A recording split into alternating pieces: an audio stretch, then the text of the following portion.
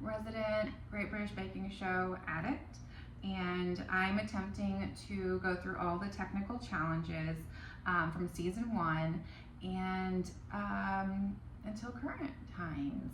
So it's going to take me a little while. We are on week 2, and that is biscuit week, and so they are doing scones. Things that I've learned about scones from watching the show and just a little bit of research is that depending on where you live, you actually have different pronunciation. So we call it scone, so we're going like tone, right? And then elsewhere they might say, like where Paul Hollywood's from, they might say scone, like gone. Get it?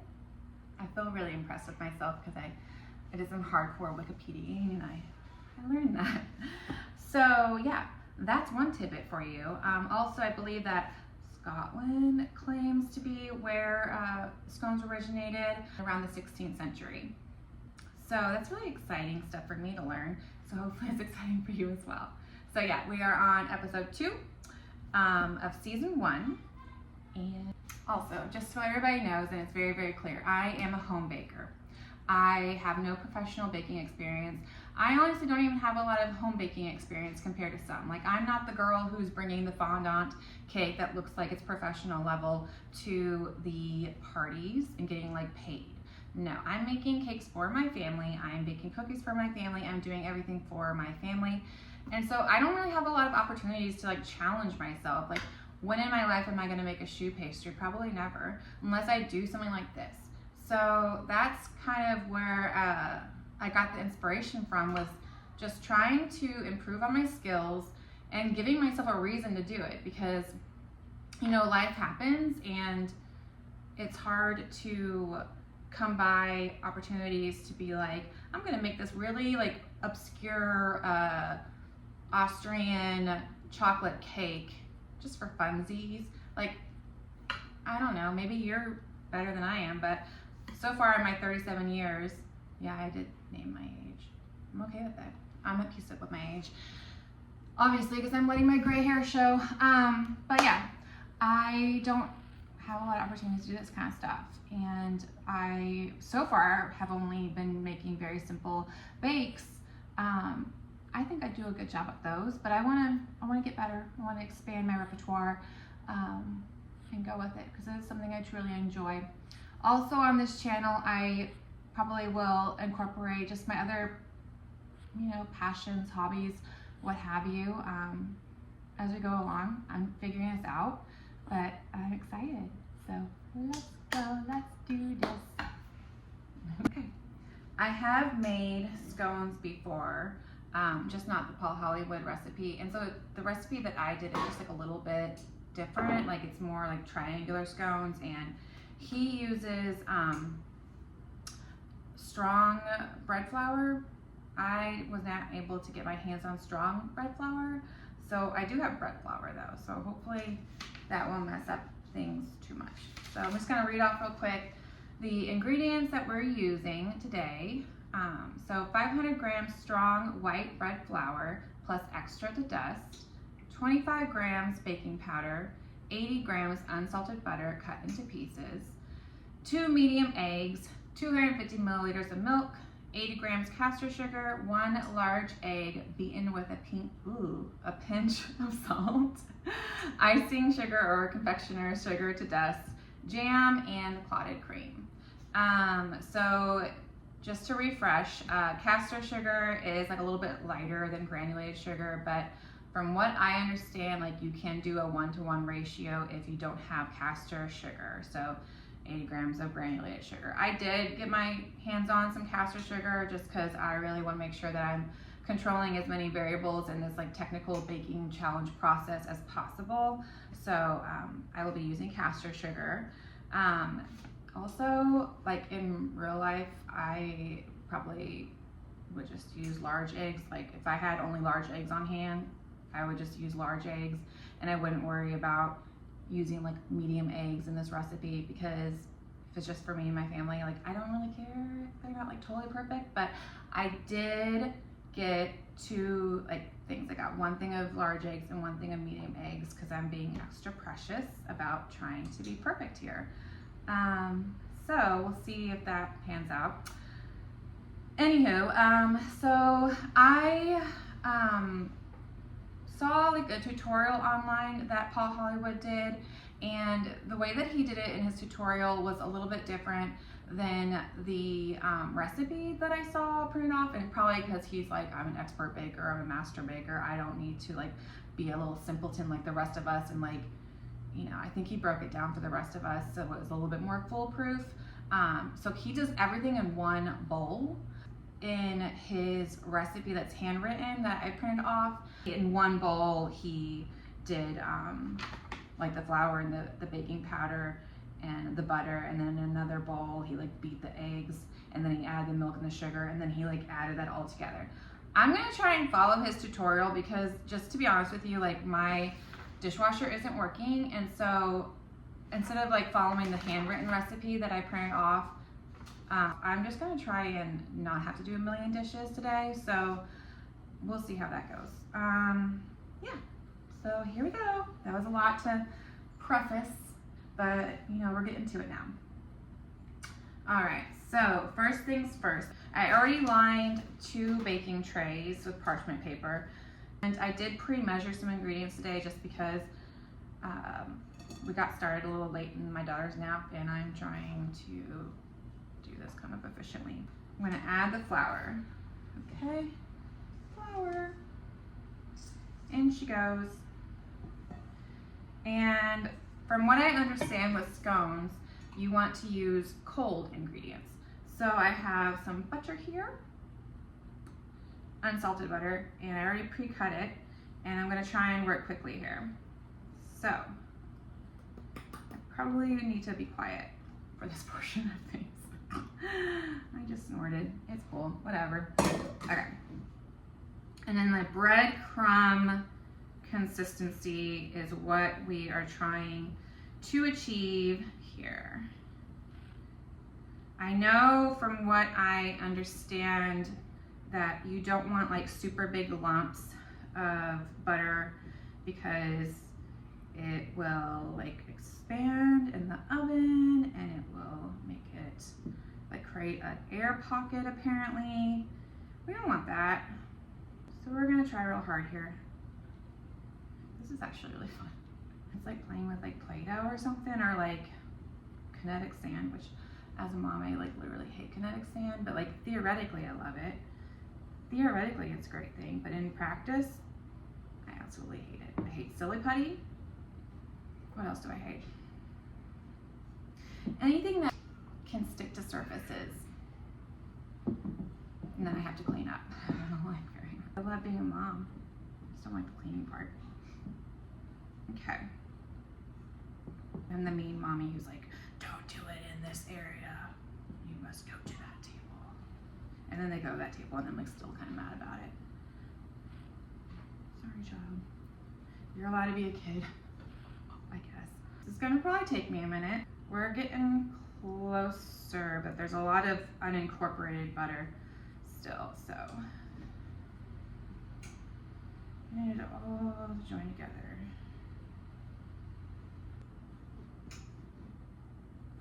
Still going. Okay, I'm still going, but we're starting to get things to butter and flour starting to mix. And then you start getting paranoid. I don't know if it's just me, but I start getting paranoid. Like, did I weigh my ingredients correctly? Do I have too much flour and not enough butter?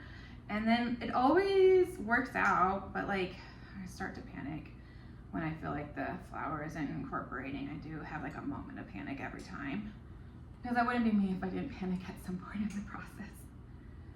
That's part of it. It's part of me, part of my charm. I panic. Even though I enjoy something, I'll still panic. Okay, I think we're getting there. So I know in a lot of like recipes, they say like, oh, get stuff to room temp before you use it. Like get your eggs to room temp, get your butter to room temp. The scones, you're like reversing that. You want everything cold to start with. So, and sometimes in these recipes, it's like one of those things where they just assume that you know, and they don't state it. Don't assume that people know things, people. Like, not all of us are master bakers. Okay, I'm much happier with that. I am gonna go a little bit longer and just really be paranoid and make sure, but it's definitely looking a lot better than it did before. This is gonna be super light, I can already tell. Okay, you just kind of make sure here. If you haven't invested in like a large glass bowl, you need to do that for yourself, because I make my grandma's pie crust every year, and I make several pies, and I try and do, you know, enough to in one batch so that I'm not having to do several batches of the flour, or the crust rather. And it really helps, like, being able to have room to like do your thing. Okay, so I just did the butter. Now, from what I saw from Paul Hollywood's tutorial, he just added everything straight in. So I have caster sugar right here. I'm gonna plop that bad boy in. I have baking powder that I pre-measured. Okay, plop that bad boy in. Everybody's bad boy today, sorry. Everybody's bad boy. That's annoying. It's real quick because I've always been taught to, you know, mix my dries before I add in the wet ingredients, so I just have to do that. It will bother me. All right, okay. So now we're gonna add the eggs on the side.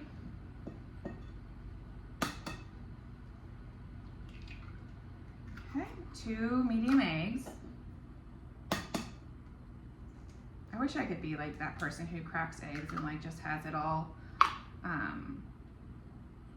like in one hand, but I don't think I'm ever gonna be on that level. Never, ever, ever. And then I am mixing first, just trying to get it mixed, and then I'll start to combine it together. Okay, I think we're good. All right, now I'm gonna start adding in my flour here to the eggs.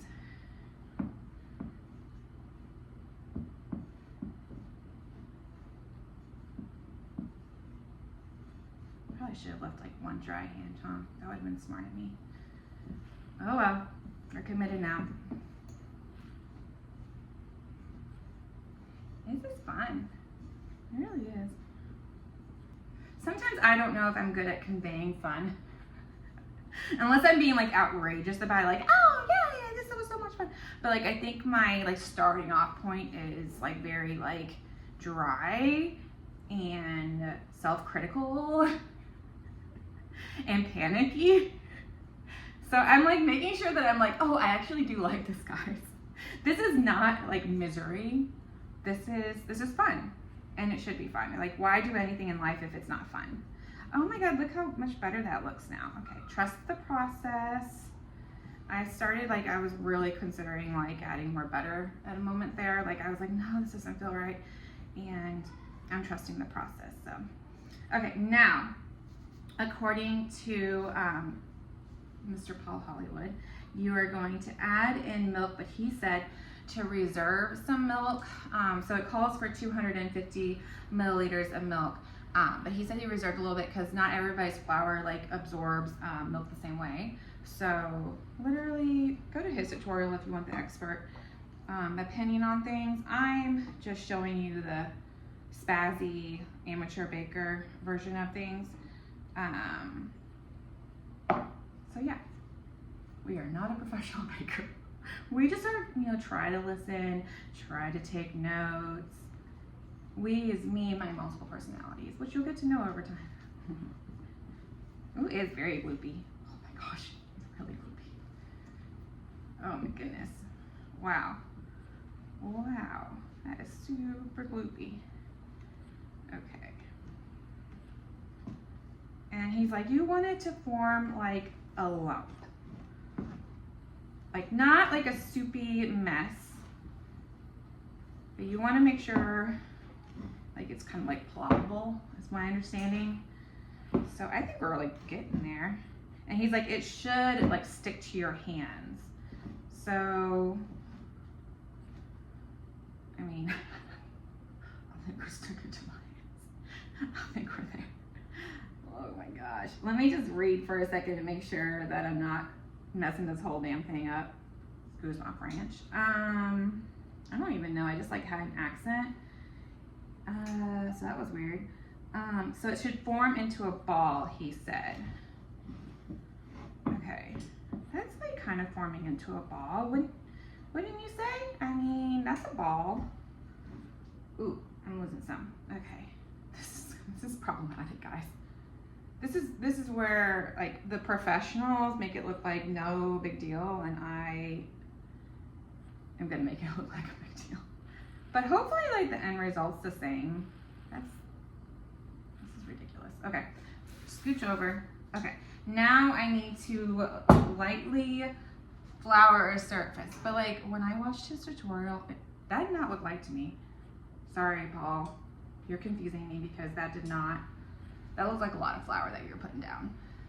Just saying. But it is important, from my understanding, not to add so much flour that you are changing like the recipe, because you're incorporating all that flour as you need it. So here we go. We're going to plop and move that out of the way.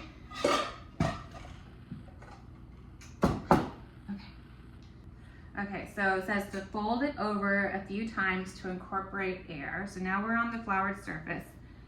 And so I'm going to literally like kind of do this, I think. I'm gonna do that. There we go. Now we got flour on every surface, so.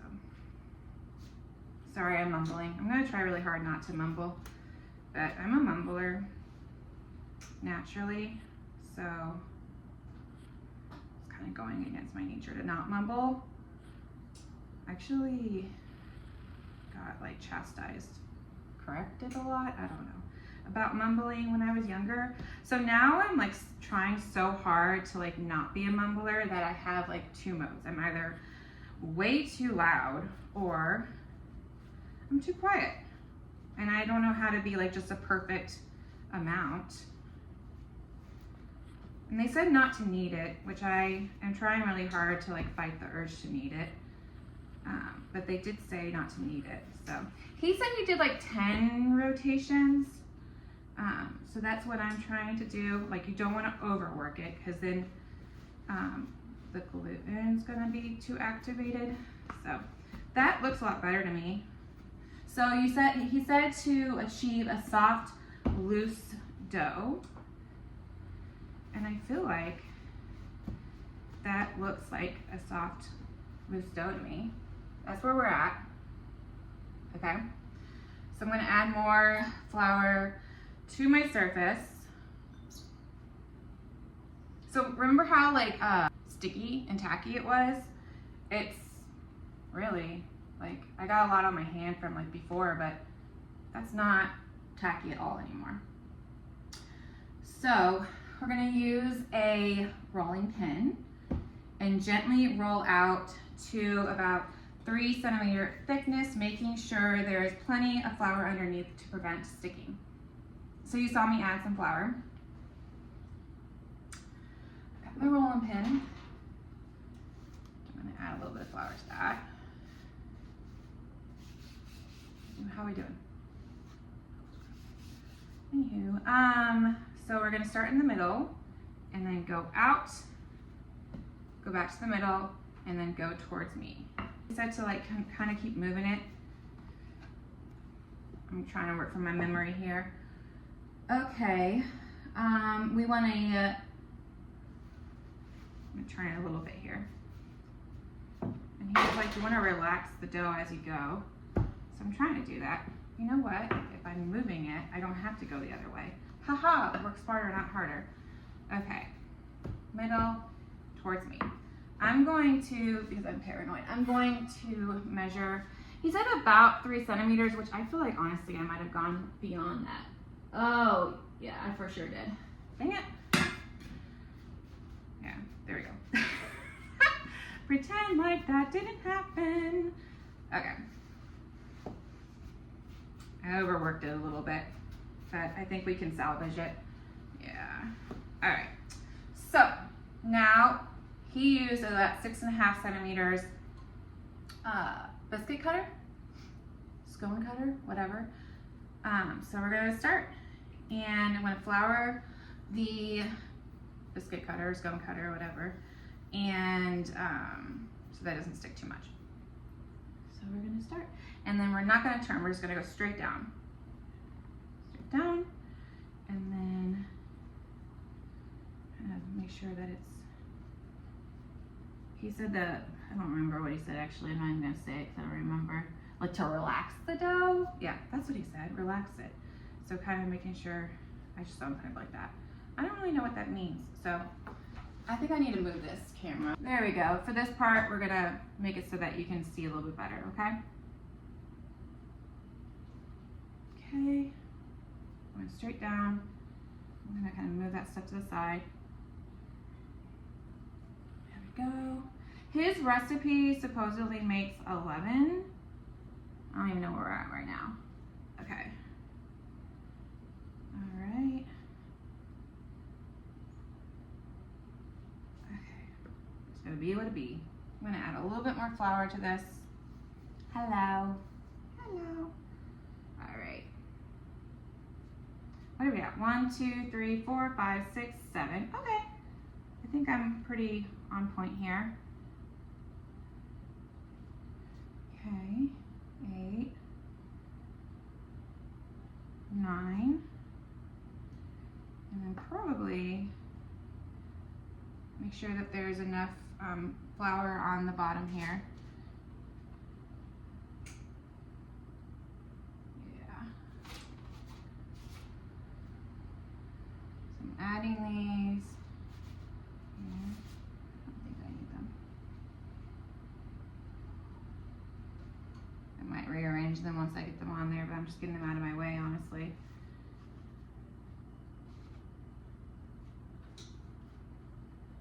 Girl, I'm sweating. Because I got that oven cranked up to 425 and I'm feeling it. Honestly, I probably could get this on one baking sheet if I tried hard enough. Let's see. I know he said 2, but okay, I'm gonna try and combine the rest of this without overworking it too much here. The panic is real. All right, all right.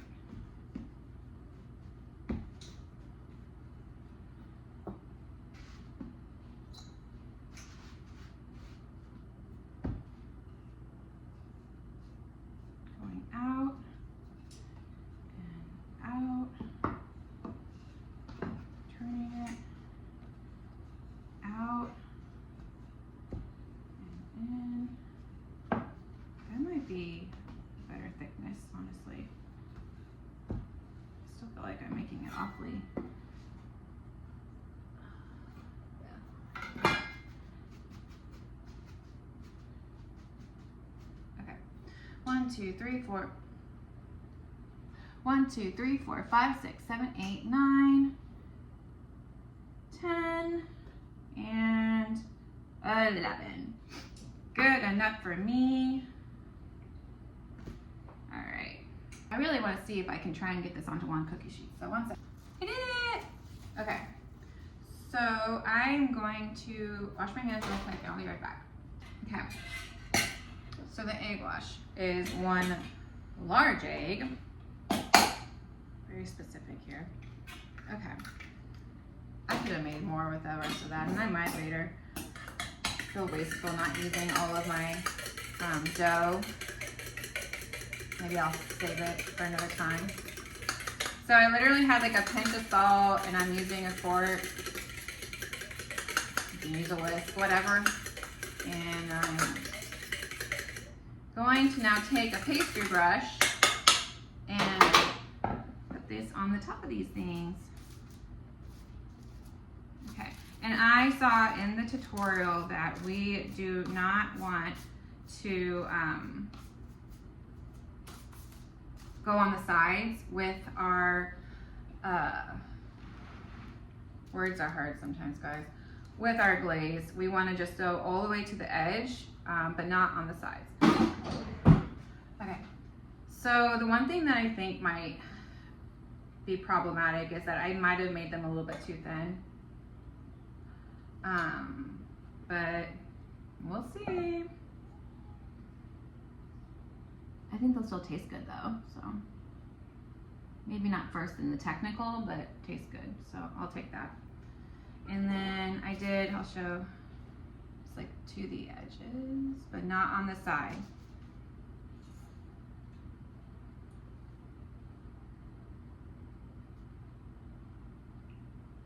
Maybe someday I'll get fancy cameras and like actually be able to show you like an overhead view and stuff like that.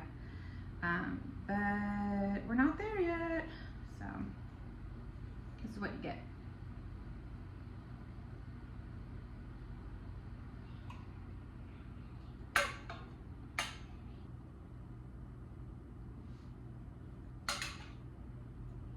This is my first time doing this. Polly Hollywood's made, according to him, millions of scones. So you know what? If I even get in the ballpark of his recipe, I'm okay with that.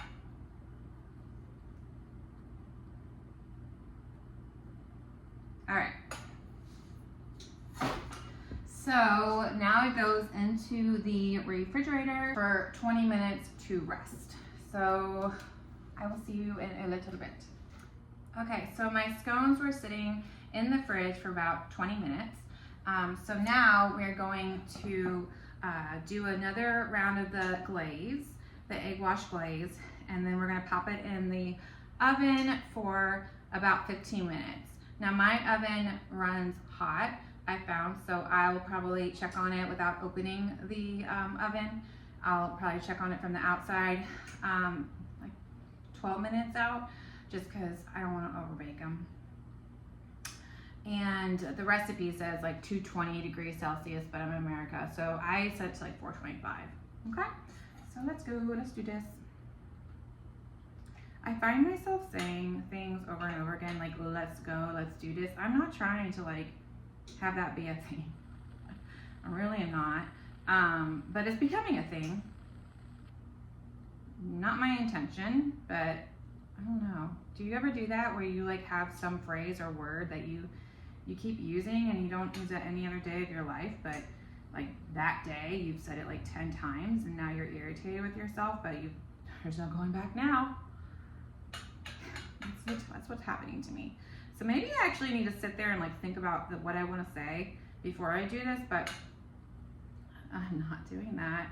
I just kind of like turn the camera on, try not to look like a troll, like pay the troll toll, try not to do that, and then I just start talking. And sometimes it's amusing, sometimes it's not. I don't want to be boring. But you know, sometimes I might be boring. Maybe these people like boring. You know, it's comforting. So far, I think I'm just freaking people out and adding anxiety to their life. Well, hopefully you could just laugh along with me. Laugh at me. Laugh with me, laugh at me. I don't care, as long as you laugh. I like making people laugh. It makes me happy. Whether it's at me or with me, I don't care. Okay, we're gonna put this in the oven for 15 minutes. Okay, we're getting really, really close. I'm so annoyed with myself.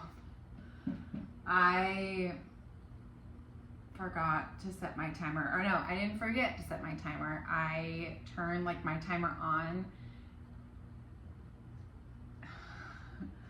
and then I turned it off. Like instead of saying start, I went timer on, like timer on, and then I put timer off. I don't know. Whatever I did, I messed up, but I've just been eyeballing them. I don't know how long it's actually been. Woo, there they are. That's pretty golden brown. My baby's waking up. Do you hear her? Oh, perfect timing. Gosh. This is real life, guys. So you know, I have kids.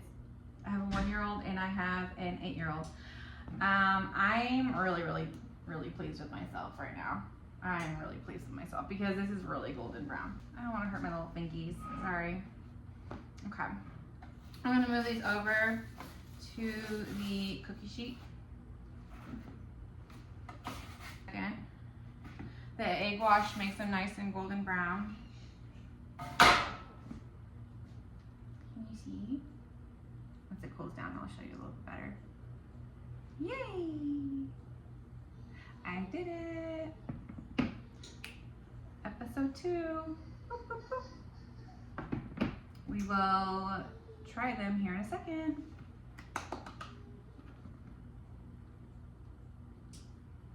So I am going to dust these with some powdered sugar. I'm gonna get this going.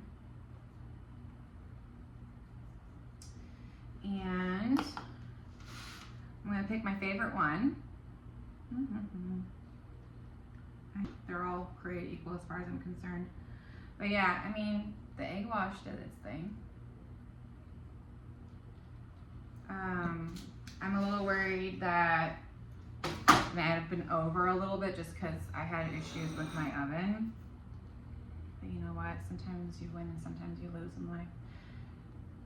That looks good. Looks good. Nice and crumbly. We'll see.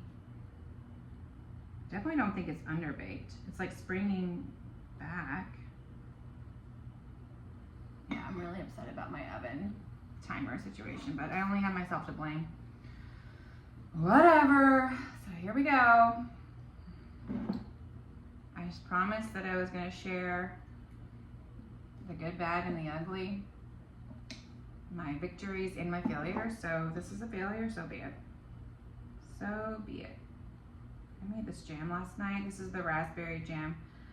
It's Mary Berry's recipe. Okay. Says make a I probably should use a knife. So it's Mary Berry's recipe, which you can find online. Jam sugar and raspberries. So that's that. And we're gonna use a little bit of clotted cream here. And now we taste. Get some jam in that picture.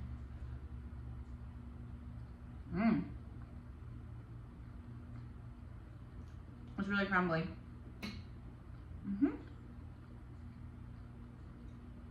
I mean, that tastes good enough for me. I mean, we're not a profesh. This is our first time. We're okay. I'm gonna stop referring to myself as if I had multiple people in the room. I mean, we should establish that I'm kind of crazy, so. But I feel like maybe I shouldn't keep talking about me being crazy because that's a little bit rude to other people that have actual diagnoses. Anyways, we're going on tangents, but it's super crumbly. I definitely think it's baked. And there you go. Paul Hollywood's scone from season 1, episode 2. I did it. I think my family will be happy, and that's what matters in life, right? Yay, I'll see you next week. I think I'm making a cob loaf. Don't quote me, but it's bread week. Okay, I'll see you soon.